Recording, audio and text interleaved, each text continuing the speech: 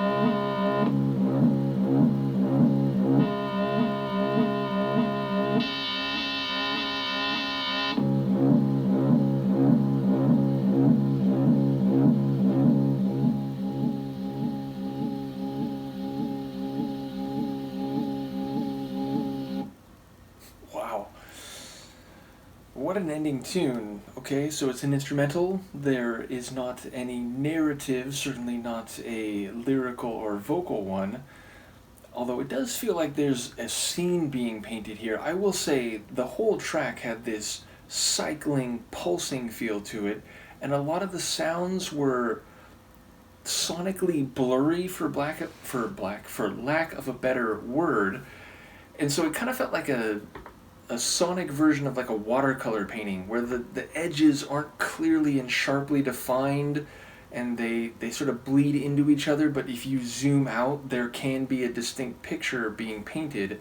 So yeah, definitely there was an electricity, a vibrancy, but as I said, everything felt sort of blurred and blended into each other. And then there was a point, I don't know, like halfway, maybe more like 2/3 of the way through, where it suddenly like turned inside out and there was a bit more definition, and yet even then it still had these sort of long strokes and this like kind of growling intensity, and then it sort of turned back inside out again, and then in the end that like triple sequence of frequencies and intensities of the bass pulsing was very notable.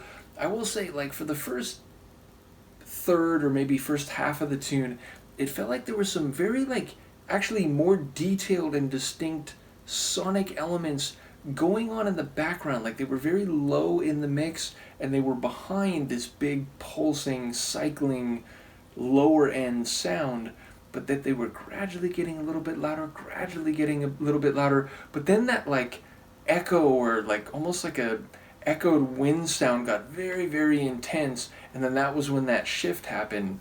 So yeah, there was a lot going on sonically, like in any given moment, and then like over time in the sequencing of the track as well. But as to why it's called Sultanesque, I can't quite tell you.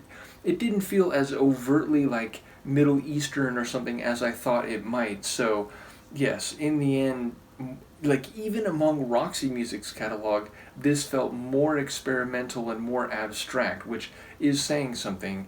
So yeah, a really interesting track to end the album on. In the moment, I forget what comes next, but I'm sure Seb has been making these albums available, and like Paulo actually sent me one a while back. Like, is it Avalon? I'm trying to remember what album it is. But in any case, the point is, whatever album is next, we have it waiting, and we will go through that. So shout out again to Seb, as well as all the people who've been part of this journey. Let me know what you think, and I will see you next time. Peace.